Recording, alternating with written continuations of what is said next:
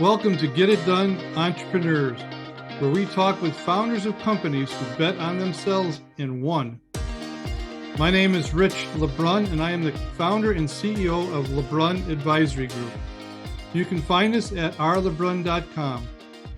Our mission is to help our clients build wealth through business ownership. Stick around to the end of the show and we'll reveal how you can be our next guest. Special guest today is Jeff Dudan. Jeff is the chairman and CEO of Homefront Brands, a platform of property service franchisors. They exist to inspire entrepreneurs to take action and positively impact communities, franchisees, employees, and families. The success of their franchisees strengthens the foundation of the economy, provides stability in the lives of their franchise operators, and expands the reach and relevance of the franchise industry sector.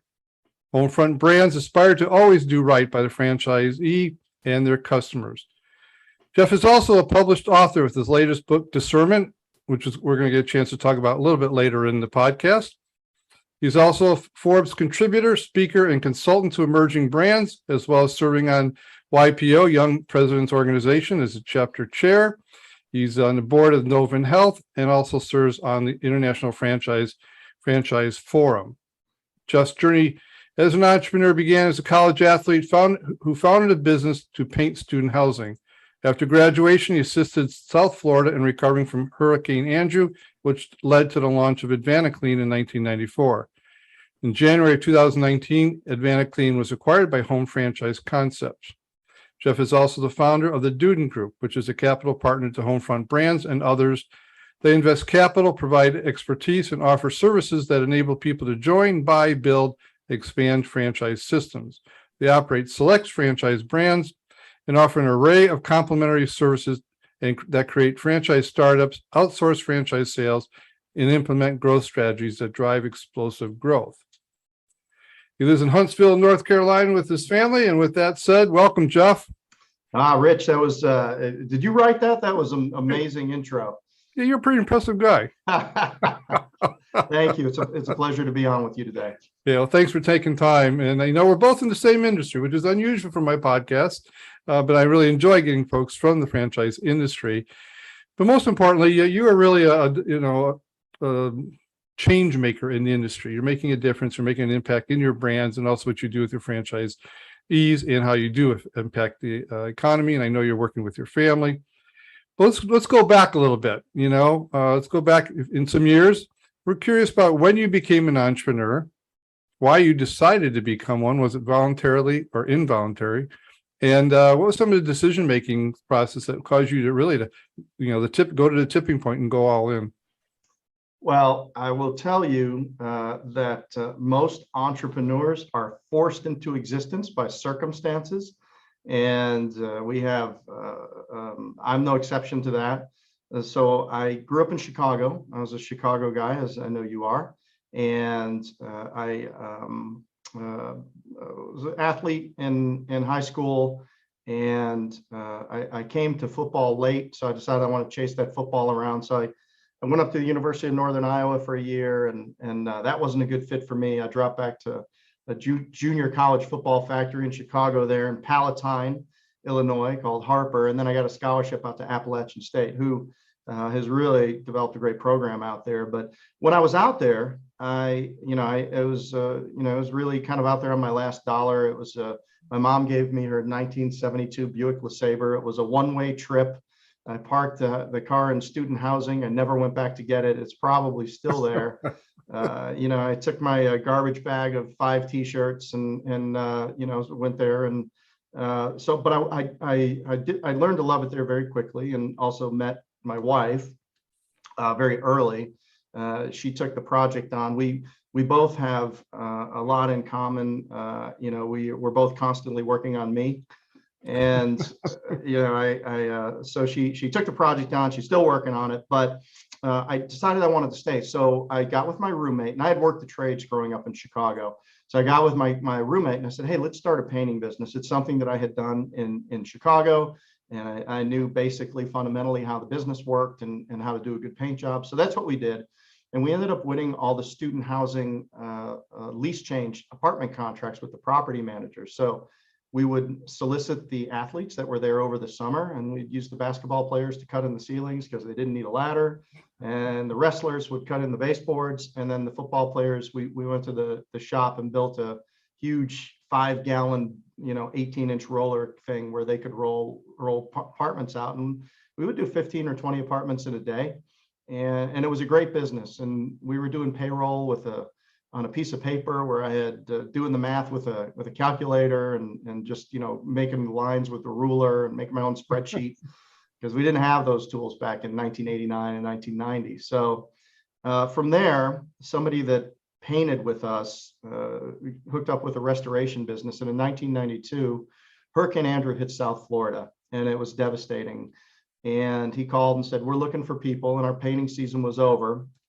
And so we got on our little 4-cylinder truck with a wooden ladder rack that we had built, and we drove down to South Florida, and we signed a couple of jobs to do cleanup on people's homes, and then we threw in with the company. And that's really where I cut my teeth in the insurance restoration business.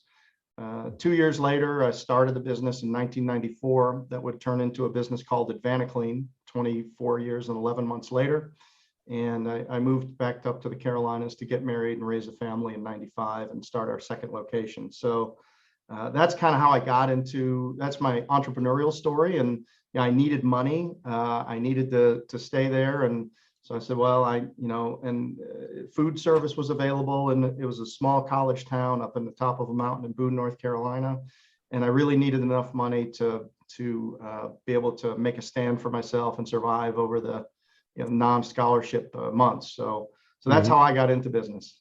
I love it. Bootstrapped it, wooden ladder rack. I got it. I see it. I got the picture. In a tape measure, pencil and paper, and you're good to go. That's right. Paintbrush and a ladder. Cheapest business you can get into. All right. So you've been in business for a while for yourself. So I don't know, you probably have some decisions you made that maybe you think maybe you would do over again. Can you think of anything that you would say, now that you know what you know, you would do something different? I would.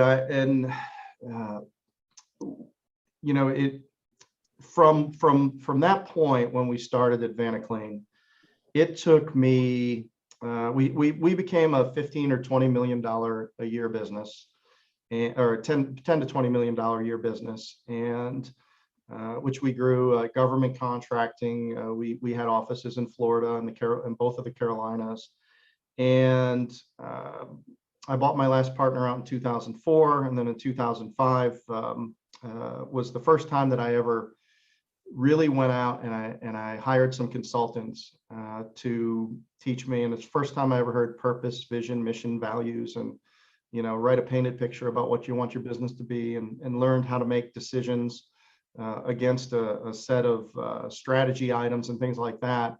And from there, and then I'll get to the answer is in here to your question.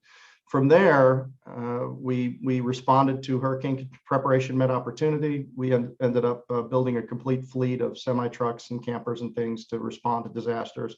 Hurricane Katrina hit, so we went down there and made an extended 4-year run, helping the people of the Gulf Coast recover, and VA hospitals and high rises and things like that as well. And coming back, I'll never forget, I was driving home in a camper because I was missing my son's first football season, and it was in the middle of the night, and it was in Atlanta, and I was trying to get back to North Carolina so that I could be there for an 8:00 game. And I remembered, I was like, our business is growing so much, but I'm working in the Caribbean and Canada and Hawaii and every disaster, and I'll never be home with my kids. And if you go farther back into my story, you'll realize that I was a poor student and kind of a wayward youth, and and all that. And so I said, well, I don't want history to repeat itself. So I made the decision at that point, at that moment in my life, to sell all of my sell all of my company stores under a franchise model, and burn the boats and pursue a franchising model. And I think the lesson there's a couple lessons inside of it. Number one, what I would do differently is we started talking about franchising really in the late 90s. I created a franchise business in 2000, but I never really went out and found anybody with that specific knowledge that could help me with it. And I think that if I would have gone out and I would have learned how to put people around my table that had been doing the things that I wanted to do, and I broadened, I found a bigger room. I found people that were doing the things that I aspired to do earlier in my career. I think it would have made a big difference, because there were many years where we were just grinding along and I couldn't figure out how to do the franchise thing and run the business. We were borrowing resources. Really, learning how to really put yourself out there, show up at places where people are doing the types of things that you want to do as an entrepreneur is a worthwhile investment of your time, energy, and money into yourself. I appreciate that. I'm going to drift and just ask a question. There's half our listeners are people who own their own business. You decided to go the franchise route. And I always tell people when I talk to them about this idea, I said that decision gets made in the boardroom. Turn left, go franchise, turn right, go non-franchise. Can you give them a little glimpse of why you chose the franchise model? I believe that franchising is the greatest wealth creation business model that's ever been invented. And I mean, you can say, well, franchising, and I don't know if this story is true, but it is a story that I read and that I've heard. Jerry Richardson, who owned the Panthers, was tight end in the NFL, and he was Johnny Unitas's tight end. And there was a disagreement about what he should get every week to play. I think he wanted $500 and they wanted to give him $250 a game or something like that. And obviously contracts were not quite so lucrative back in the day, but he said, you know what, I'm not making enough money. So he left the team and he took the money that he had saved up and he bought a Hardee's restaurant. And then he bought another one and another one. And he ended up with 400. And then he bought the Panthers and many, many other things around Charlotte.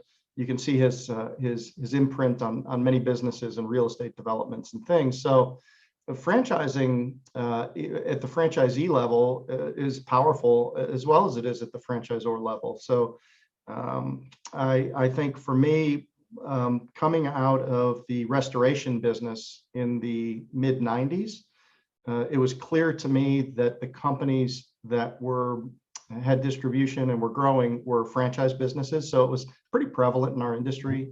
And with the ServPros, the Service Masters, the Pure Cleans, the Paul Davises, they were all First General Service was a licensed model. So I looked around and I'm like, well, this is how you do it. And that's why that's where we got the idea, and that's what informed our thinking. Okay, so this may be the same answer, but it's okay. Because I was going to say you had some things you look back on, do differently.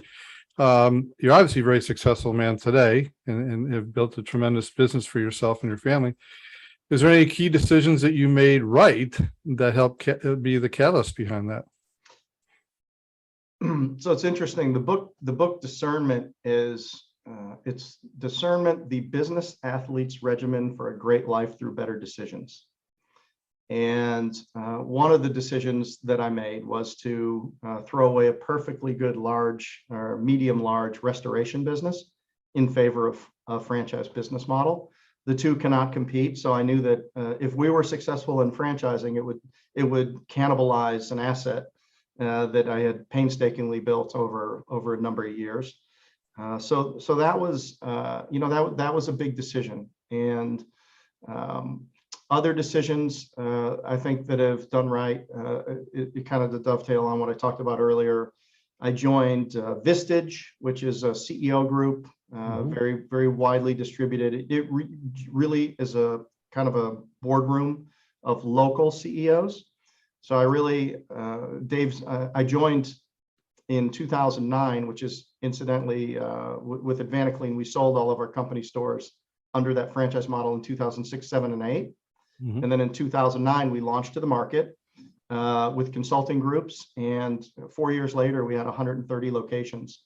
And 9 years later, we had 240 locations in 37 states. So, but what was really important about that is I joined Vistage, and my chair was the ex-president of Husqvarna North America. And he had grown them under a dealership model, which is, he had a lot of knowledge about about how to build a distributed network from 29 million to 530 million over 18 years by basically taking over and creating dealerships and dealership programs for outdoor power equipment, chainsaws and the like. And that was really the beginning of my, from somebody who was, literally, Rich, too stupid to fail. I mean, I just kept pounding my head against the wall and trying to figure it out and reading books. I think our lives are really informed by the books we read, the people we meet, and the conversations we have. And I will share this with your people too. I believe that leaders get paid by the conversation, and being present in the right conversations and putting yourself in the right conversations as a leader is where you can make the biggest lift for the organization that you're leading. So getting myself in those conversations, and then ultimately I joined YPO. There's another group called EO, Entrepreneurs Organization, which was more of a national, international flavor to be around more business owners that were doing even bigger things. So, and you said, hey, you're successful, you've built a successful business. Well, I'm very proud and honored for, the outcomes that we've had. But also, compared to some of these other people, it's there's always another mountain to climb and a way to do something better. And that's, I think, what I like about entrepreneurship more than anything is just the constant game of Rubik's Cube that never gets solved. Yeah, absolutely. And I find it's very engaging. Let's go back to the book for a little bit. Discernment, sure. The Business Athletes Regimen for a Great Life Through Better Decisions. Who's that book made for or written for? Yeah, so it's my second book, and I tend to get motivated to write a book when I see the end of a phase of my life coming. I wrote a book called Hey Coach, which is a youth coaching book, because I coached one of the things that I did when I got off the road and I decided to franchise the business is I coached over 30 seasons of my children's sport. Nice. And I informed my thinking of how to help hundreds of franchise owners build a great team of 5 to 15 people in coaching a small football team over 4 months to play fast, lose happy, and compete and have a great experience and all that. So I wrote Discernment right towards the end, right when I was in the process of selling Advanced. And now if you're around my house at Christmas time, and we do put up a Christmas tree, and we've got a wobbly leg, my kids run and get copies of Discernment and throw them on the floor to balance the tree out. That's what they think it's for. But what I think it's for is it's a collection of models of thought. So wisdom is when you think about somebody that's wise, usually they're more experienced, maybe got a little gray hair, a little gray beard like I do. But wisdom is just models of thought that you've accumulated over time about certain things or situations or things you're faced with applied to present day situations. So, the more that you collect experiences and you're able to think about these and you're able to learn from them, and then you're able to put them into, some sort of where you can recall them and apply them. People come to you for advice and say, well, and again, this is a YPO thing. You don't share advice, you only share experiences. My experience would be this, and this is what my experience taught me. It may inform your thinking or your journey. But that's what Discernment is. It's a collection of models of thought, really around decision making. So what are the filters that you have? Your values, how you use values. Do you build values forward businesses? How do you use values in making big decisions in your life? I have an example for you of that if you'd like. Yeah, perfect. Yeah, feel free. So one of the things that I was fortunate enough to do is I was number 106 undercover boss. I didn't know that. Okay. Yeah. And what was interesting about it is we had an opportunity where it was season 8 and somebody else dropped out, and we had maybe 2, we got a call and we said, when you're in the emergency water damage business, the answer is always yes. And then you figure out if you can't show up, then you call them back. But so yes, we're available. We'll do it. And they came out the next day, and they did a sizzle reel, and to pitch it to the network, and 9 out of 10 of them get rejected or whatever. But I'll never forget. I went home, and my family was sitting on the couch in our little bonus room area, and above their head was a quote from my football coach at App State, Jerry Moore, that said, "Always do more than is expected." And if you get the book Discernment, you'll see that we have a set of family values that we live by. Live fun, be humble, respect others, be a servant leader, trust yourself to take chances, fail fast, and move forward. Things like that. Always do more than is expected. It's just a nice little 7 or 8 phrase tome. And I said, look, guys, we weren't very high profile.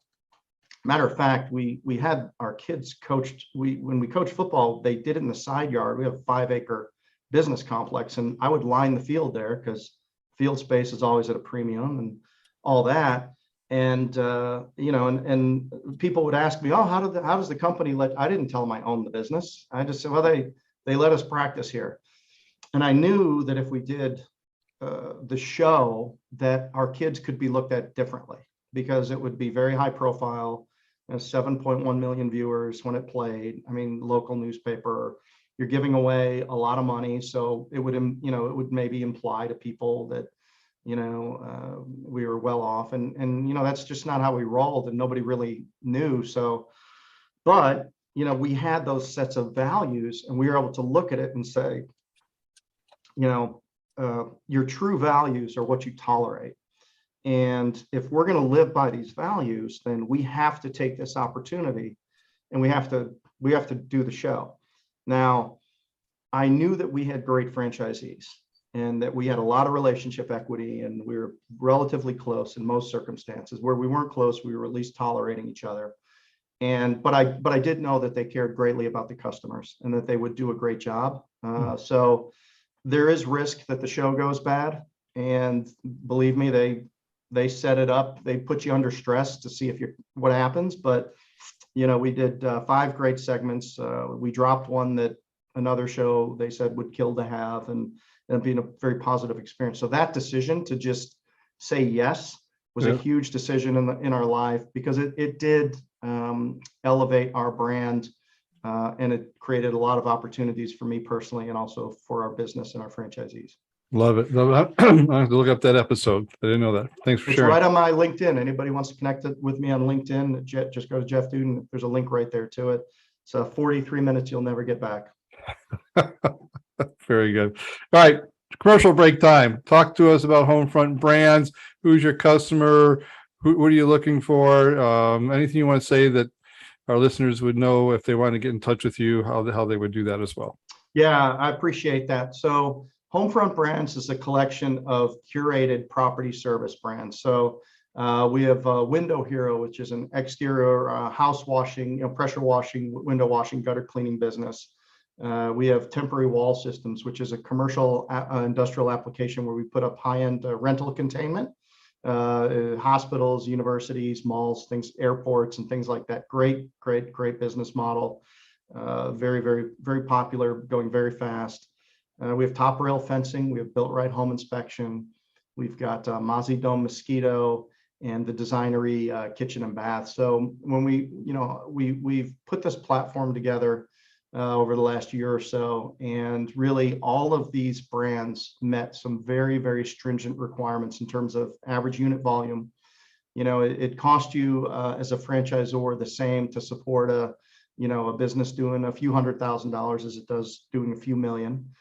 So we wanted to make sure that all of our brands were, had the capacity to do certain, high revenue targets.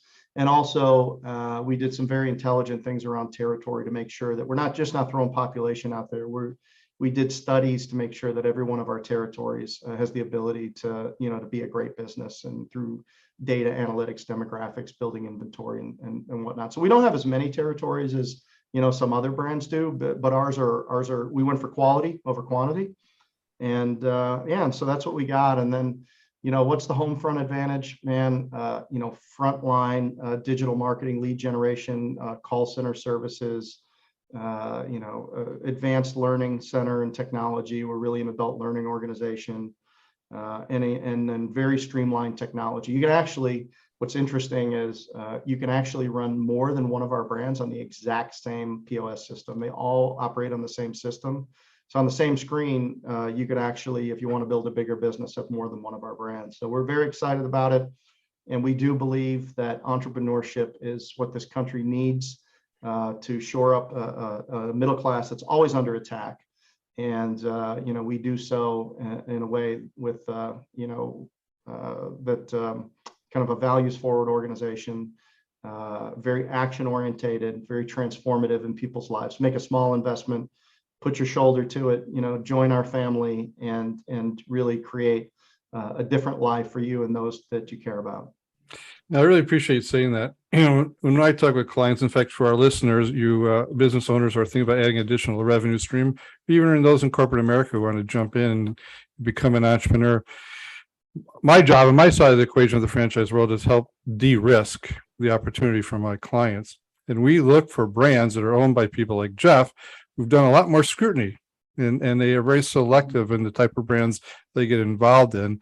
And I've gotten to know Jeff that way. And so it's really to combine, we are giving you, our listeners, the best opportunity to de-risk. We can't eliminate the risk, but we can sure do a good job at de-risking it. All right, Jeff, we're going to switch gears here and kind of wrap up the show a little bit, but it's important. You've been in business for a long time. You weathered a handful of recessions and ups and downs in the economy. But here we are today, 2022. I don't think I can think of any other type of headwind that we don't have right now. We have them all in 1 year. You have to navigate your company. You have to keep your employees. You have to hire labor. You have to deal with interest rates and recession and all the the woes that we're all hearing about. So I'm curious. The question is twofold. One is, how are you navigating the company? Do you see this as an opportunity for investment, or is this time to put the brakes on? And the other one is, how are you personally? I can tell you're an avid learner, but how are you personally getting out of bed in the morning and getting ready to lead the charge? Well, I will tell you, and I'm sure it follows investment philosophy of smart investors and people out there that say, if you're following the group and in the economy, fear, then you're going to miss out on opportunities. I mean, when the market's down, that's when Warren Buffett is plowing dollars into the market, right? But the general person is like, well, they want to have social proof. So if a bunch of other people are doing something, investing in something, then they want to jump along and they jump in late and then they get hurt, right? So my experience, and this is just from my experience, I'm very fortunate, is there was a huge the great financial crisis of 2007, 2008, and we went to market with AdvantaClean, recession-resistant, needs-based, third-party, high-margin complementary services, and there was a ton of people that wanted to invest in themselves. Their 401ks had become 201ks, and there was uncertainty in the corporate job and all of that kind of stuff, and we exploded. And we were at the right place at the right time, and we had been in business for 15 years, and that's where we were. So what I learned in that is to, if people are uncertain and people are hesitating, think about being aggressive. Now here's how I use that experience. In 2019, I bought a company called Rockbox Fitness, with 2 locations open, a couple of great founders, and just an incredible offering, really great. It's a group fitness, kickboxing, boxing, functional fitness, and then we're just getting going. We placed some franchise owners. We're building a bunch of studios. We got more open, and what happened? COVID hit. And I'll never forget, Roger Martin called. Our guys were scared to death. I mean, they really were. And these are seasoned. Roger's a 25-year pharma executive, best training in pharmaceutical. And he calls me and he's like, well, what do we do? What do we do? What do we do? And I said, well, the decision's easy, but the consequences might be hard in some areas when we talk about member safety or laws or things like that. Now, we were small enough where we could be nimble and we didn't have to do an edict and say everybody has to shut down like, maybe a larger fitness chain would have had to do. So we were able to be surgical, and we were able to give our owners some optionality. We jumped in and helped everybody renegotiate leases and, do everything, process their PPP loans. We did all the great things. But very quickly, I looked the guys in the eye and I said, look, what's happening right now is the best talent in the industry is available, and other people are hesitating and they're stopping their lead spend. And so if we double down right now, we're going to come out of this thing ahead. And that's exactly what we did. We went out and we recruited some people from, I'm not going to say the name of the brand, but a really, really reputable brand. We recruited some of their executives over. We got great marketing people in. We invested in lead spend, and the narrative was saying, look, this isn't going to last forever. You get in now, and leases are available. And by the time this thing's over, your studio is going to be opening, and people are more and more going to be knowing that fitness is important to them, because look at, if you're not fit during COVID, you're more at risk. So that's what we did. So twice I've used a macro event and took an aggressive posture and chose courage, not fear, and built a great business out of it. So now, and I'm not going to say that I had a crystal ball, but what I will tell you is, in high inflationary times, recessionary environments where you're looking at Ford Motor and maybe Microsoft doing hiring freezes or layoffs and things like that you have right now, relatively low cost service businesses like Homefront Brands they are inverse to that economy, because people are saying, you know what, I want to invest in myself. I don't want to do an $800,000 restaurant or an $800,000 studio, but I certainly will put, $49,500 into a fitness plus a vehicle and some equipment into a service business, and sign today, come to training next month, and be generating revenue 60 days from now. And so like it, I hate where interest rates are, and that the economy's slowing a little bit, but candidly, it needed to slow a little bit. So it is. And we are positioned now to catch these people and give them a nice soft landing into a great new future. Fantastic. What about you personally? What are you reading right now? What's keeping you the sword sharpened? Oh, I just keep reading Discernment over and over again. No, it's like, the bridge painter, right? I get to the end and I just go back to I start again. No, so I'm a big fan of Ray Dalio. So Ray Dalio principles, I always keep at the ready. I'm reading a book right now called Your Next 5 Moves, and then another one called $100 Million Offers. I don't remember who the authors are right offhand, but those are a couple of things that I'm reading right now. What did I read lately that I really, really liked? Building a Story Brand by Donald Miller is another great one for any entrepreneur, business builder, how to understand the importance of curating great stories and using stories to communicate your message. People remember stories, and it's really important that you use those to articulate your points of differentiation and your value proposition. Well, you obviously invest in yourself, and it's shown for all these years, and you continue to do so. Every great leader does that. And obviously you're investing in your company, and every great companies do that too. I always tell people, after COVID, I said, the service brands just exploded in the other industries, unless you were the, strong that could survive. Unfortunately, and they actually thrived. The weaker ones went away. So I'm right there with you. Jeff, thank you for your time today. How can anybody get a hold of you? What's the best way to do that? Should they want to get to know more about your brands and get connected with you? I will. So I will say, based on what you just said, one of my favorite quotes from Shoe Dog by Phil Knight is, "The cowards never started, and the weak died along the way." Yeah. And that leaves us. So that's a great book. That's a great book. Yeah. It is. So you can LinkedIn is somewhere that people reach out to me. Just put in Jeff Dudan, JEFFDUDAN. Instagram, same thing, Jeff Dudan. I seem to do a lot on Instagram. And then if you want to go to Homefront Brands to see our great offerings there, homefrontbrands.com. We got holes all over the place you can fall into and reach out to me. And then if you want to see some of my personal content, it's at dudangroup.com. I have about 20 or 30 podcasts up there if anybody is interested in those things, with some great guests and other business builders and the like.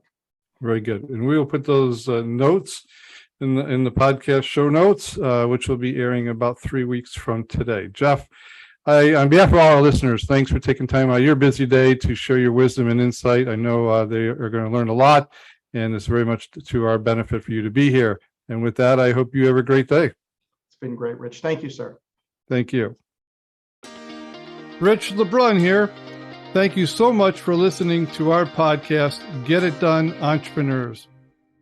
If you are a successful business owner who would like to be on this program, please visit us at rlebrun.com/podcast and fill out the form, and we will reach out to you.